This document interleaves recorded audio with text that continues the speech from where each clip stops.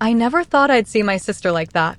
We came into this world together, 63 years ago, in a cramped bedroom above a butcher's shop in Lancaster, England. Two identical souls, they said. Mirror images. Helen and I were so alike that our own mother had to paint a tiny dot on my wrist with lipstick just to tell us apart during those first confusing weeks. But that Tuesday morning, when I opened my door to find her standing on my porch in the pale autumn light, I barely recognized her. The bruises had turned her face into a map of suffering. Purple shadows bloomed beneath her left eye. Her bottom lip was split and swollen. There were finger marks on her throat, dark as storm clouds.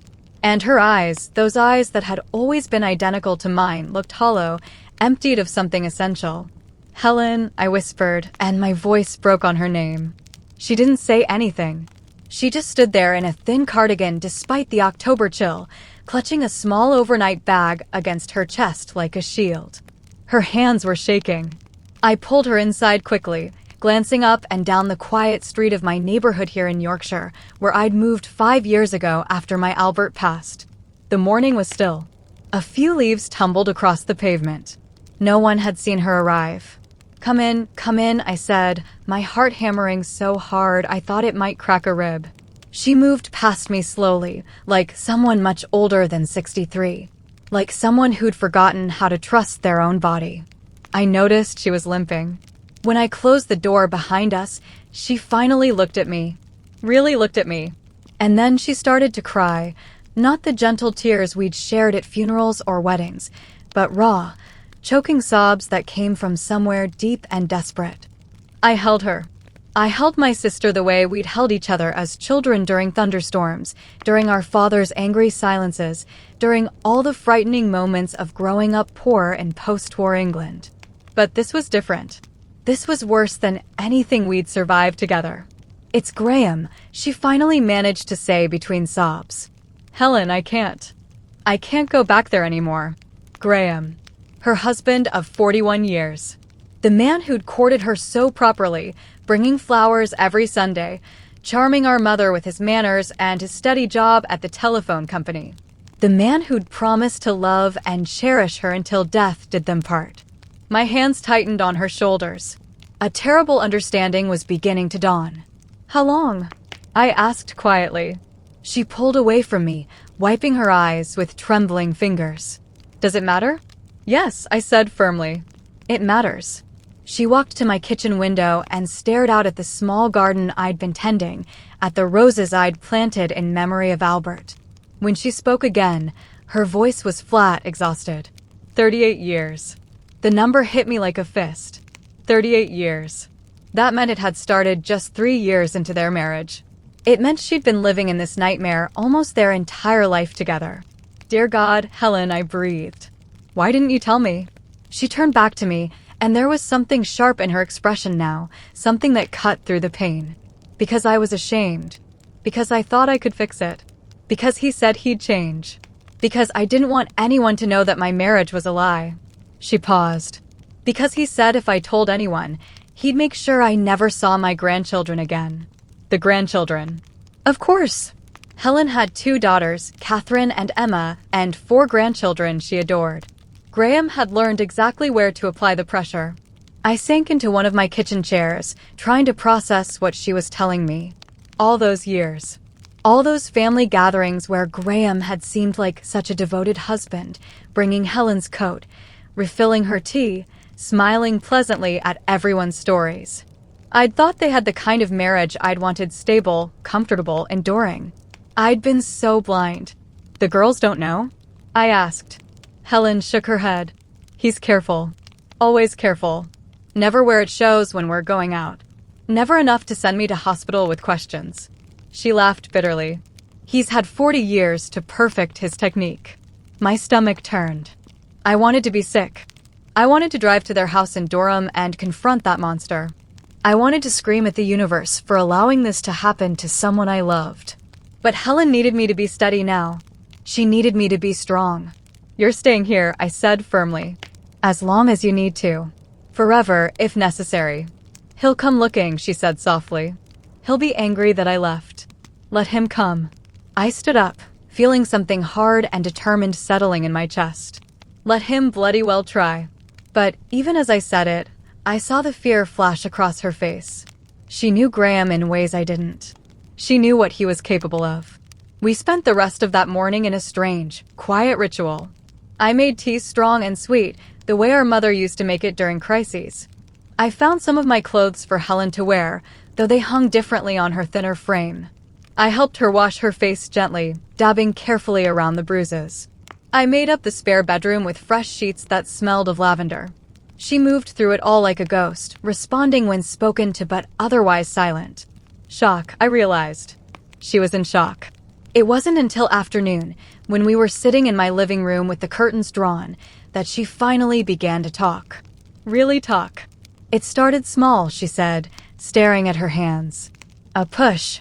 A grab that was too rough. He'd apologize after, bring me flowers, tell me he'd had a stressful day at work. And I believed him. I wanted to believe him. I listened, my throat tight. Then it got worse. The names he'd call me. The way he'd corner me in rooms so I couldn't get away. The times he'd... She stopped, swallowed hard. The times he'd hurt me and then tell me I'd made him do it. That if I was a better wife, he wouldn't have to discipline me. Discipline. The word made my blood run cold. After Catherine was born, I thought about leaving, she continued. But where would I go? I had no money of my own. No job. And he said he'd fight for custody, that he'd tell everyone I was an unfit mother. I was terrified. Oh, Helen. So I stayed. And I learned how to manage him. How to keep him calm. What to say and what not to say. How to disappear into myself when it got bad. She looked at me then, and her eyes were ancient. You learn to survive, Margaret. You learn to make yourself small enough that maybe, just maybe, you won't be noticed. But this time, she said, something had broken. This time, when Graham had come home drunk 3 nights ago and accused her of disrespecting him in front of their daughter Emma, when he'd grabbed her and thrown her against the kitchen counter and wrapped his hands around her throat until she saw stars this time. Something inside her had finally shattered. I realized I was going to die if I stayed, she said simply. Either he'd kill me outright or I'd just fade away, disappear. And I didn't want that to be how my story ended. So she'd waited. She'd pretended everything was fine. She'd made Graham his breakfast yesterday morning, kissed him goodbye when he left for his golf game, and then she'd packed a bag with shaking hands and taken a train north to Yorkshire. To me. I'm sorry I didn't come sooner, she whispered. I'm sorry I wasted so much time. I took her hands in mine. You're here now. That's what matters. But even as I said it, I was thinking about Graham. About the fact that he would come looking. About the fact that Helen had been terrorized for so long that she'd need more than just a safe place to sleep. She'd need to rebuild herself from the ground up. That evening, as I was making soup for our dinner, my phone rang. I saw Helen freeze in her chair, her whole body going rigid. I checked the caller ID. It was a Durham number. Graham. Helen's face had gone white. Don't answer it, she said urgently. But I picked up the phone anyway. I needed to hear his voice. I needed to know what kind of man could do this to my sister. Margaret, he said, and his voice was smooth, concerned, perfectly controlled. Is Helen with you? She's not been well lately. I'm worried about her. Not been well. As if she were confused or irrational. As if the bruises on her face were symptoms of illness rather than evidence of his brutality. She's safe, I said carefully. That's all you need to know. There was a pause. When he spoke again, the warmth had drained from his voice. She's my wife. She belongs at home. With me. She's not property, Graham.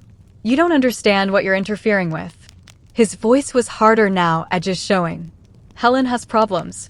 She gets confused. She hurts herself sometimes and then forgets she's done it. I take care of her.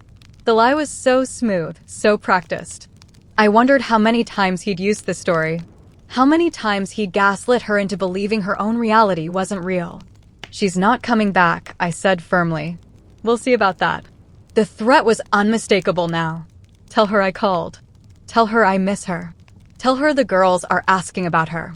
He hung up before I could respond. Helen was crying again, silent tears streaming down her face. "He's going to make this difficult," she said. "He won't just let me go." She was right, of course. Men like Graham never did. That night, I lay awake in my own bed, listening to the old house settle around me, thinking about everything Helen had told me. Thinking about all the signs I must have missed over the years. Thinking about how we'd come into this world together, two halves of one whole, and how I'd failed to see that half of me was dying. But I was seeing now, and I wasn't going to let Graham hurt her anymore. As I finally drifted toward sleep, an idea began forming in my mind. A strange, impossible, slightly mad idea. But the more I thought about it, the more it made sense. We were identical twins. Even now, at 63, people sometimes still confused us. Our voices were the same. Our mannerisms were similar. If we tried, if we really committed to it. Could we switch places? Could I become Helen? The thought should have seemed insane.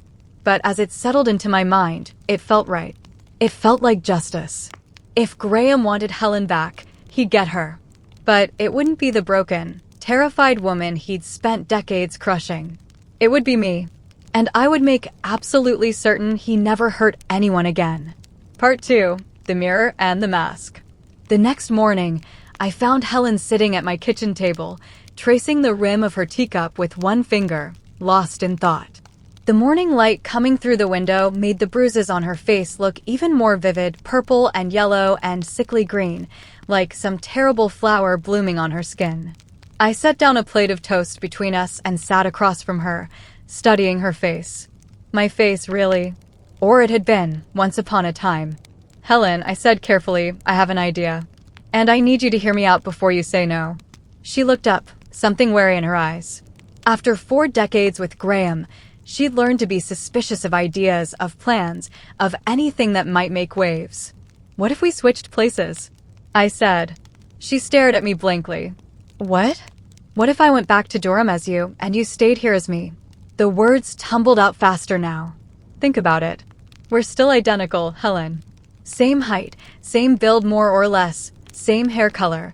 Though yours could use a proper cut like mine, we'd need to fix that. Same voice when we try. We've fooled people before. Margaret, that's crazy? I know it sounds crazy. But listen." I leaned forward. "Graham wants you back, but you can't go back. You'll die there, one way or another. But if I go back as you, I can gather evidence.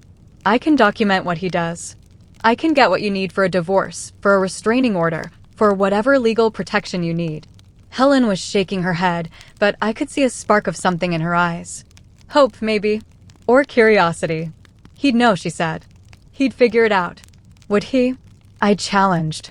"Does he really see you, Helen? Or does he see the idea of you, the wife he's molded and controlled? If I act frightened enough, if I play the role he expects, I think he'd believe what he wants to believe." She was quiet for a long moment, considering. "It would be dangerous," she finally said.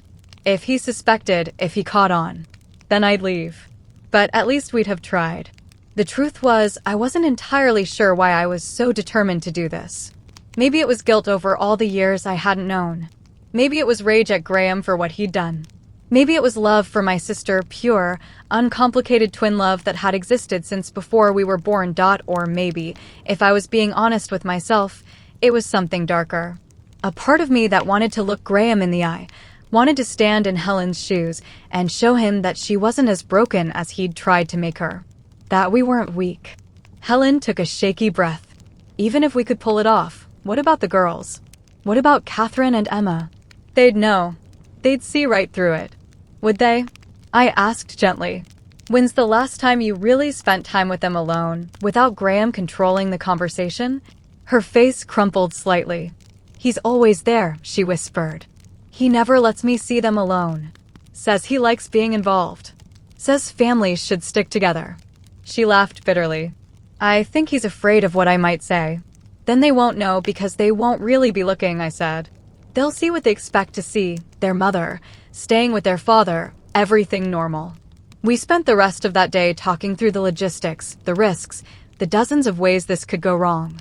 Helen drew me a map of her life, the layout of the house in Durham, Graham's routines, the little details that made up their daily existence. Where he kept his keys. what time he came home from work, how she was expected to have dinner ready, what tone of voice he used before he got violent. It was like learning to navigate a minefield. He doesn't like the bedroom curtains open at night, she told me at one point. Says the neighbors might look in. But really, he prefers the dark. For what he does. I had to walk away for a moment, pretend I needed to check on something in another room, because I couldn't let her see the fury on my face. Couldn't let her see how much I wanted to hurt him. Over the next few days, we worked on perfecting the switch. Helen cut my hair to match her shorter style. We practiced her posture, the way she'd learned to make herself smaller, to take up less space. The way she dropped her eyes when speaking. The particular tremor in her voice when she was afraid. You're too confident, she told me as I practiced walking across the living room. You hold your head too high. I always look at the floor now. It's safer. I had to learn to become a victim. It was the hardest role I'd ever played. We also worked on her becoming me, or rather, becoming the version of me that could live freely. Standing up straight. Speaking without apologizing. Making eye contact. Simple things that she'd forgotten how to do. It feels wrong, she said, after I'd encouraged her to speak more firmly. It feels like I'm being rude. That's not rudeness, love, I said gently. That's just existing. You're allowed to exist. On the fourth day, my phone rang again. Graham. This time, I was ready. I answered and put it on speaker so Helen could hear, but I held a finger to my lips to keep her quiet. Margaret, Graham said, and this time there was an edge to his voice immediately. I think we need to talk. About Helen. About what's really going on. I'm listening. I've been doing some thinking, he said, his tone shifting to something more conciliatory, almost warm. I know I haven't always been the perfect husband. I've had my moments. But Helen, she brings out the worst in me sometimes, you know? With her complaining, her nagging. But I love her. I miss her. I want her to come home so we can work this out. It was masterful, really. The way he'd admitted to just enough to sound sincere, while simultaneously blaming Helen for his actions. The way he'd positioned himself as the reasonable one, willing to forgive and move forward. Helen's face had gone pale, but she gestured for me to keep him talking. What exactly are you proposing? I asked. Couples therapy, he said smoothly. I'll go to counseling. We'll work on our communication. I'll be better, and she'll learn how to be less difficult. But she has to come home. That's the starting point. She has to come home. I'll talk to her, I said neutrally. Soon, Margaret. This needs to happen soon. She's not thinking clearly right now. She needs to be home where she belongs. After I hung up, Helen was shaking. He sounds so reasonable, she said. When he talks like that, I almost believe him. I almost think maybe I did make it all up. Maybe I am the problem. That's what he wants you to think, I said firmly. But we both know the truth. That night, we made our final decision. I would go back to Durham in 3 days' time, posing as Helen. We'd tell Graham that I'd talked sense into her, that she was ready to come home and try therapy. Meanwhile, the real Helen would stay here in Yorkshire, living quietly as me, slowly recovering. How long do you think you can maintain this? Helen asked. As long as it takes to get what we need, I said. Photos, recordings, maybe statements from neighbors who've heard things over the years. Enough to prove to a court what he's been doing.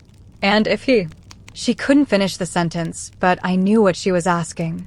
If he tried to hurt me the way he'd hurt her, then he'll learn that I'm not you, I said quietly. I'm not someone who's been taught to stay quiet. And I'll fight back. We spent my last evening in Yorkshire going over every detail one more time. Helen taught me the exact way she brewed Graham's morning tea.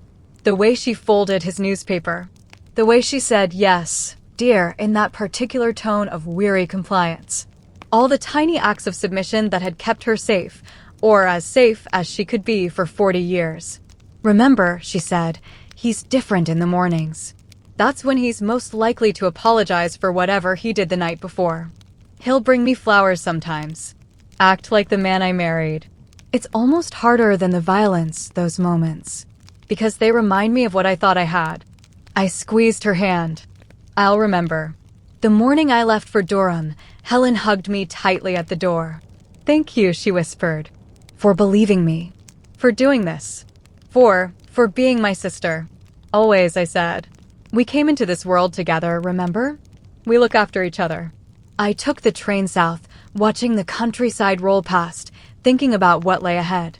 I was dressed in Helen's clothes, a modest floral dress and cardigan, sensible shoes, her wedding ring on my finger.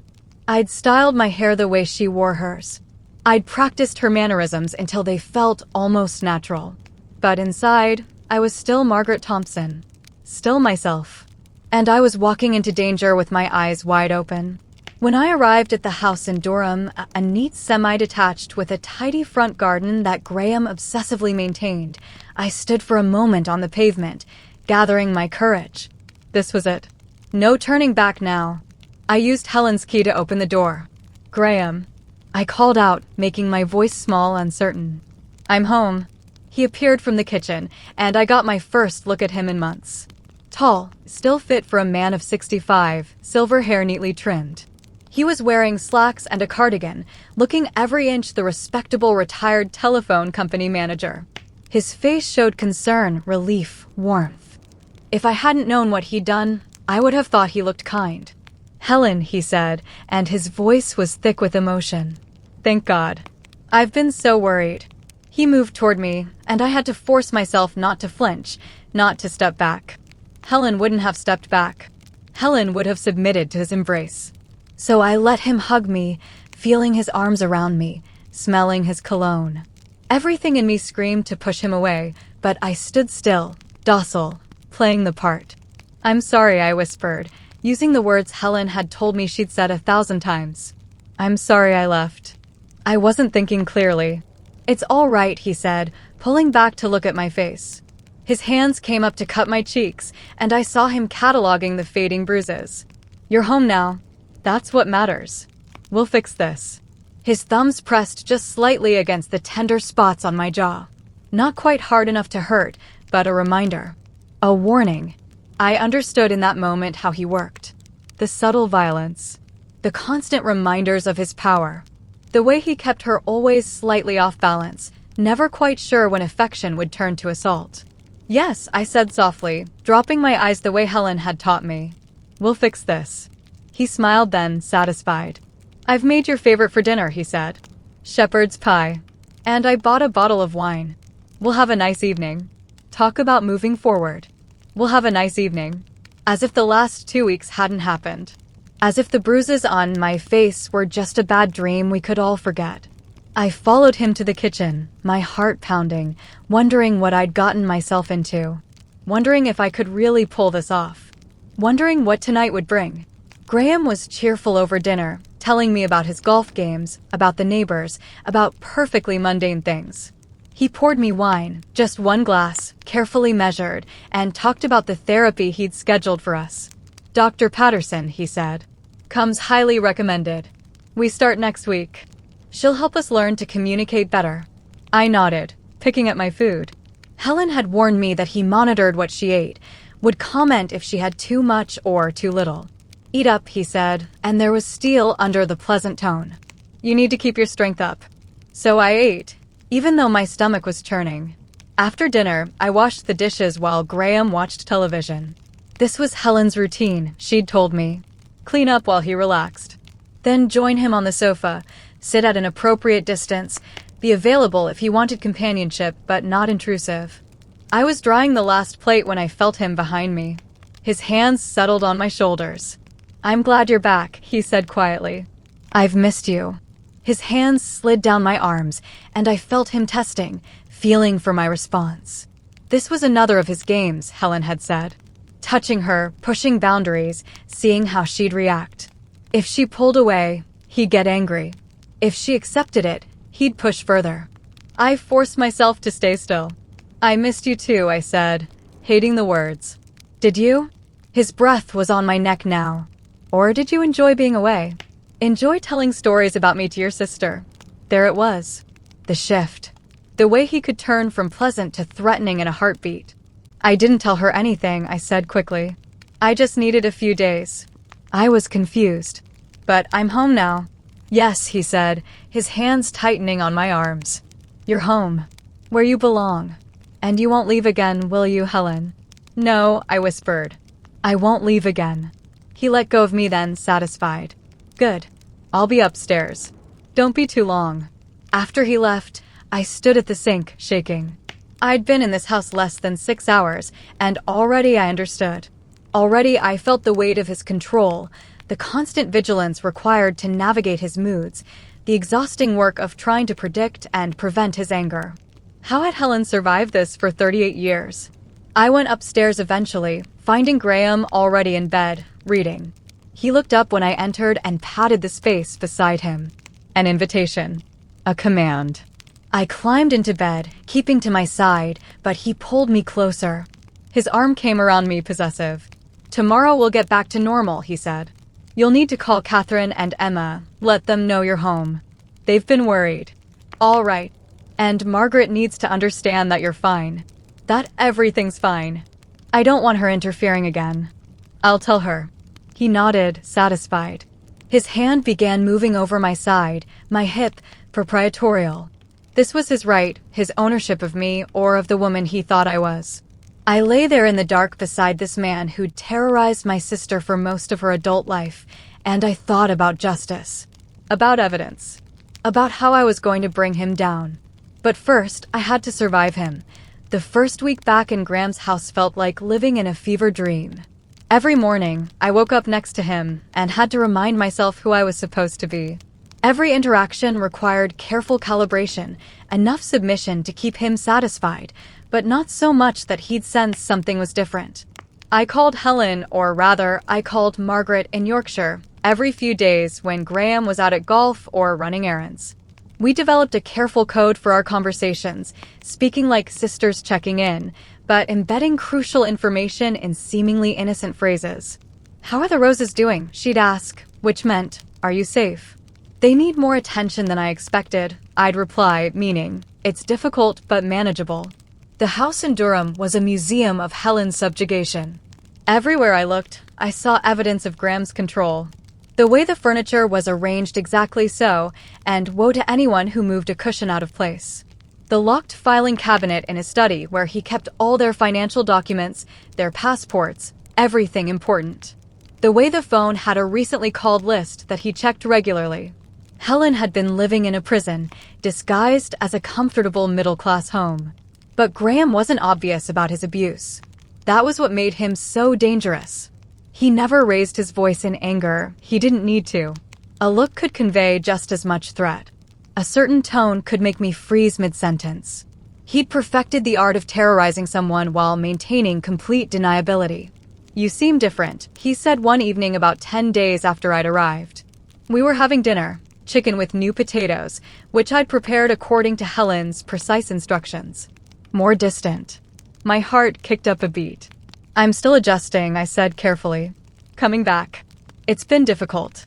Difficult, he repeated, as if tasting the word. What's been difficult about it? I've been nothing but patient. Understanding. Welcoming. This was the game. He'd rewrite reality, and I was supposed to agree. You're right, I said, lowering my eyes. I'm sorry. You've been very patient. He studied me for a long moment, and I felt his suspicion like a physical thing. But then he seemed to let it go, turning back to his meal. We have our first therapy session tomorrow, he said. Dr. Patterson. I expect you to be honest with her. Honest. The word was rich coming from him. The next day, we drove to Dr. Patterson's office together. Graham held my hand in the waiting room, the picture of a concerned husband. When we were called in, he was solicitous, helping me with my coat, making sure I was comfortable.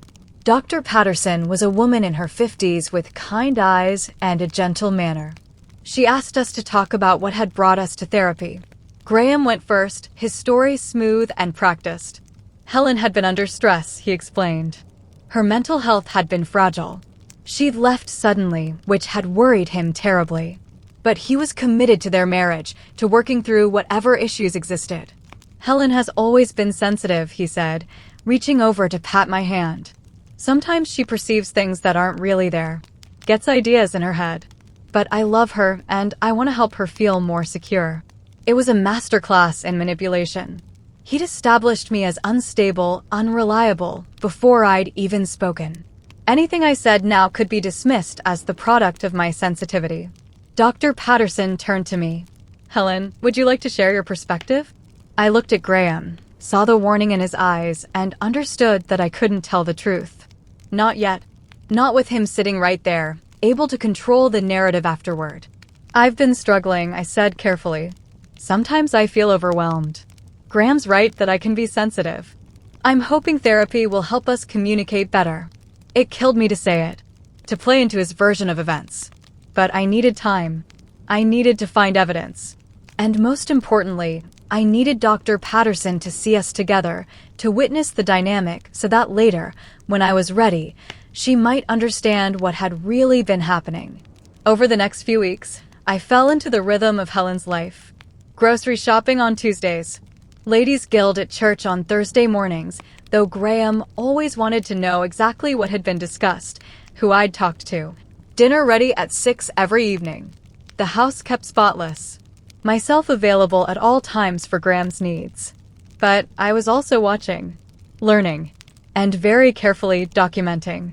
When Graham was out at his golf club, I began exploring the house more thoroughly. I found Helen's hidden journal in the back of her closet, behind her winter coats. Page after page of anguish, documenting the abuse. Dates, times, descriptions of what he'd done. She'd been keeping this record for years, but had never felt safe enough to use it. I photographed every page with my phone, Helen's phone, really, but Graham never checked it because he'd trained her not to use it for anything he didn't approve. I found other things too. Medical records she'd hidden, documenting injuries she'd explained away as falls or accidents. Prescription bottles for anxiety medication that Graham had insisted she take, to help with her nerves, he said, but really to keep her compliant. A small stash of money she'd been saving, 20 pounds at a time, hidden in an empty tampon box under the sink where Graham would never look. Evidence of a woman who'd been planning to escape, but hadn't quite managed it until that morning when she'd shown up at my door. I also began carefully documenting Graham's behavior. I'd leave my phone recording in my pocket during his rages. Yes, there were rages, though they only happened behind closed doors. The therapy sessions seemed to have made him more volatile at home, as if having to maintain his pleasant facade in front of Dr. Patterson required an outlet elsewhere. One night, about 3 weeks into my stay, he exploded over something trivial. I'd bought the wrong brand of tea.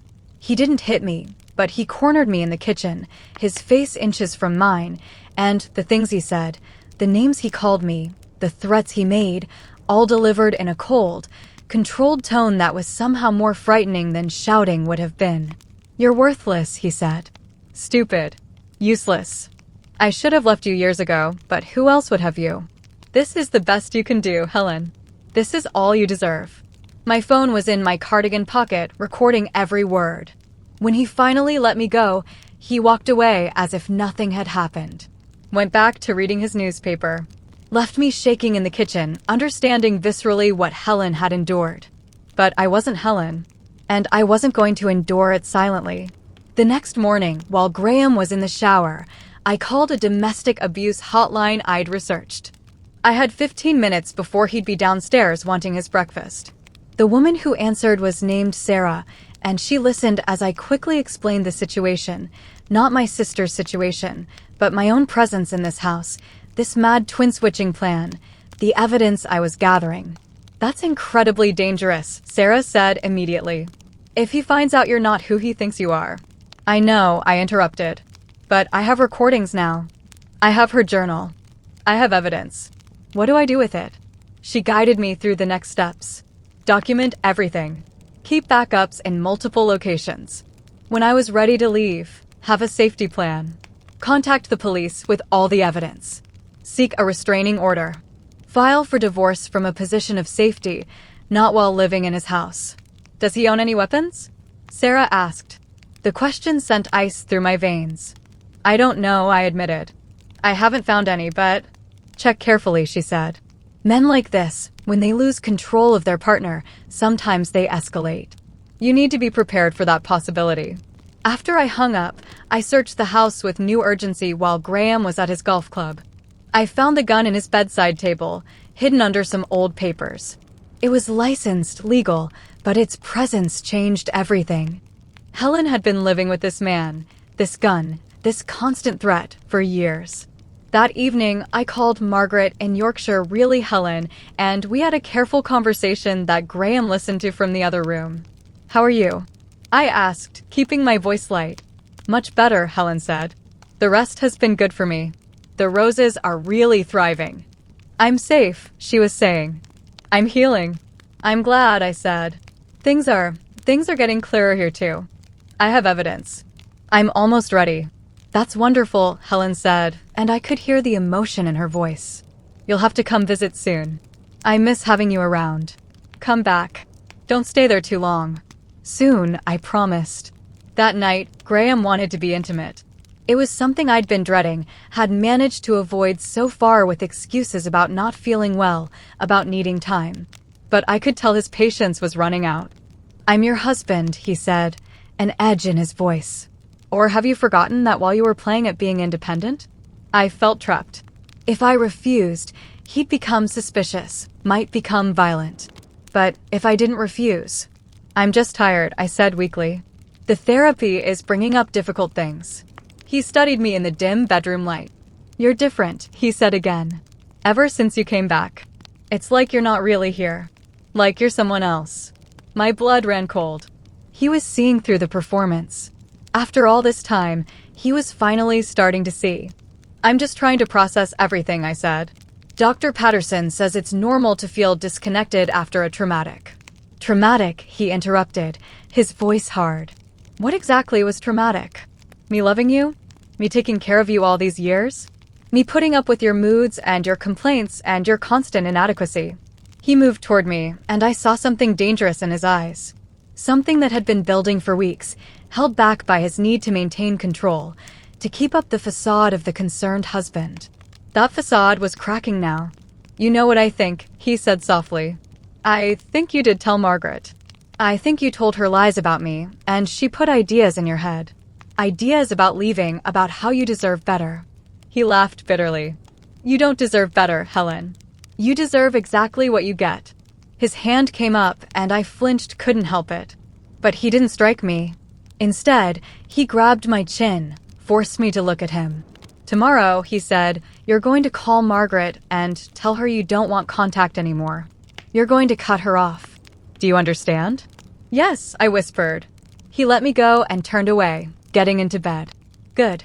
Maybe once she's out of the picture, you'll remember who you really are." I lay awake for hours after he fell asleep, listening to him breathe, thinking about how close I'd come to being discovered, thinking about the gun in his bedside drawer, thinking about how much danger Helen would have been in if she'd tried to leave on her own, without help, without evidence. I was almost ready. Just a few more days to solidify everything, to make sure the case against him was ironclad. Then I'd leave, go back to Yorkshire, and together, Helen and I would bring everything we'd gathered to the police. But the next morning, everything changed. I was making breakfast when the doorbell rang. Graham answered it, and I heard a familiar voice, Catherine, Helen's elder daughter. "Dad, we need to talk," she said, and there was something urgent in her tone. They went into the living room, and I hovered in the hallway, listening. "Mum's been acting strange," Catherine said. Emma noticed it too. "She seems different. Off somehow. We're worried about her." My stomach dropped. "She's been through a difficult time," Graham said smoothly. "The therapy is helping, but it's a process." "No, Dad, you don't understand. When I talked to her on the phone yesterday, she didn't remember something about the grandkids. Something she definitely should have known. And the way she speaks, her whole manner is different." They were noticing. Despite everything, despite my careful acting, they were noticing the differences between their mother and me. "I want to see her," Catherine said firmly. "Now.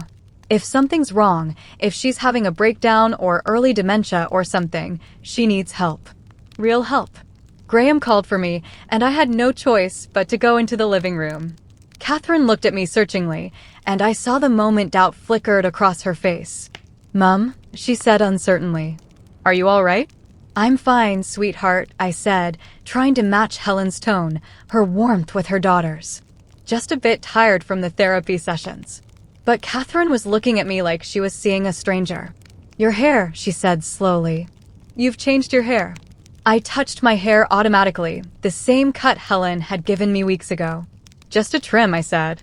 Do you not like it? And you're holding yourself differently. Standing differently. Catherine turned to Graham, confusion and worry etched on her face. Dad, something's really wrong. This isn't.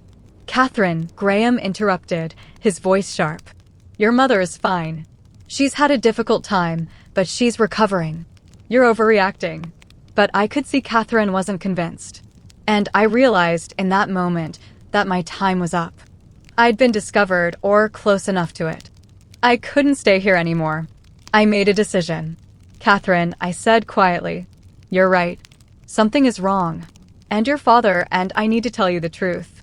Graham's head whipped toward me, his face darkening. Helen, don't. I'm not Helen, I said, the words feeling like freedom and terror all at once. I'm Margaret. Your Aunt Margaret.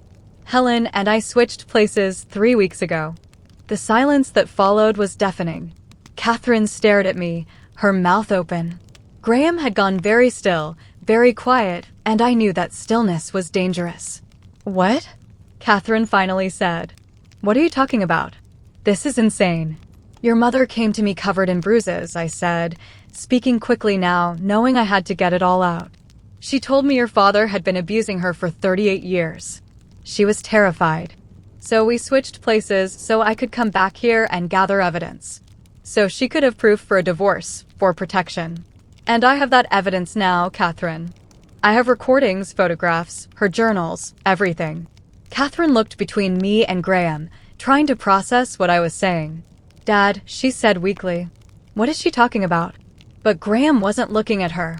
He was looking at me, and what I saw in his face made me step back instinctively. All the careful control had vanished. This was the real Graham, the one Helen had lived with, stripped of his masks. You, he said, and his voice was barely recognizable. You've been here, in my house, pretending to be my wife. Do you have any idea what you've done? I've exposed you, I said, trying to keep my voice steady. I've documented what you are, what you've done, and now everyone will know. He moved toward me, and I saw Catherine step back, her face pale. She was seeing something in her father that she'd never seen before, and the horror of that recognition was written all over her face. Dad, she said, her voice shaking. Dad, stop.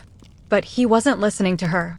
He was focused entirely on me, this woman who dared to infiltrate his domain, to challenge his control. Where is she? He demanded. Where's Helen? Safe, I said. Somewhere you'll never find her. Somewhere you can't hurt her anymore. He grabbed my arm hard enough to leave marks, hard enough to make me gasp. You've ruined everything, he hissed. Everything I built. Everything I maintained. You had no right. No right? I wrenched my arm away and something in me snapped. All the fear I'd been holding back, all the rage at what he'd done to my sister, came flooding out. You had no right to terrorize her. To spend 40 years breaking her down, hurting her, making her believe she was worthless. She's my sister, and I'll be damned if I let you hurt her anymore. Catherine was crying now, backing toward the door. I'm calling the police, she said, pulling out her phone. Yes, I said, never taking my eyes off Graham. Call them. Call them right now.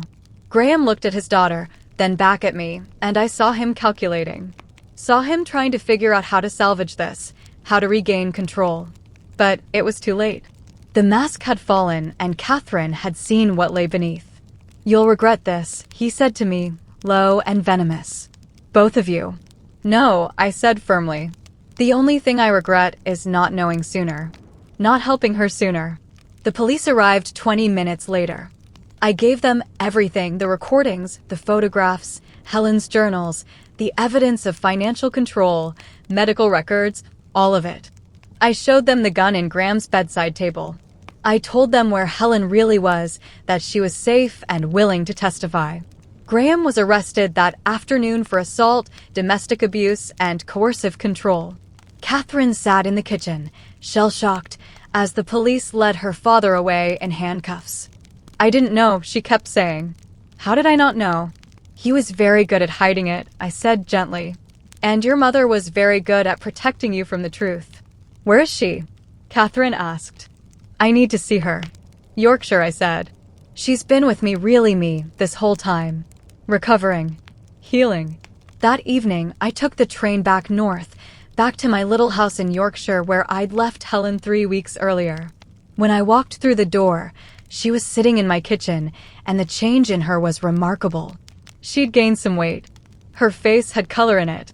She was sitting up straight, looking out the window at the garden, and when she turned to see me, her smile was genuine. Margaret, she breathed, and then we were hugging, both of us crying. It's over, I told her.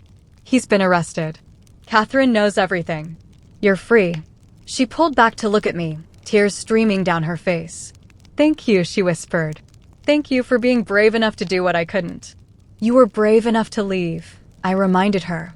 You were brave enough to trust me. That's what started everything. The legal proceedings took months. Graham tried to fight the charges, tried to claim that Helen and I had conspired to frame him, but the evidence was overwhelming.